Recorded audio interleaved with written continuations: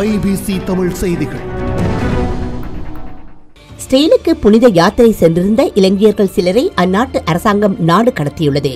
நாடு கடத்தப்பட்டவர்கள் கட்டுராய்க்க விமான நிலையத்திற்கு வந்துள்ளனர்.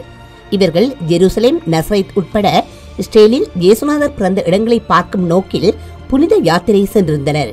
கத்தோலிக்கர்களான இவர்கள் ஸ்டெயில் உளவு பிரிவு வழங்கிய தகவலுக்கு அமைய நாடு கடத்தப்பட்டுள்ளனர்.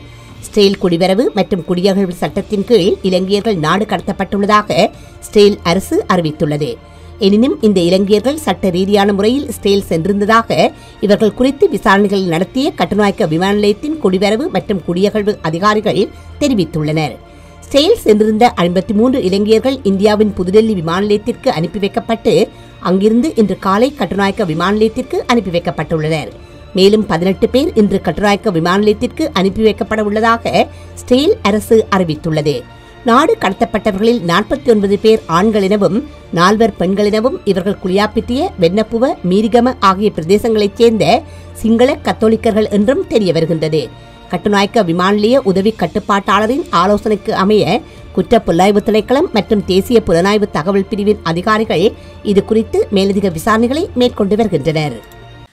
அனைத்து செய்திகளையும் பார்க்க IBC தமிழ் நியூஸ் சேனலை சப்ஸ்கிரைப் பண்ணுங்க. உடனுக்குடன் செய்திகளை தெரிந்து கொள்ள வேண்டுமா? அப்போ கீழே இருக்கிற பெல் பட்டனை மறக்காம கிளிக் பண்ணுங்க.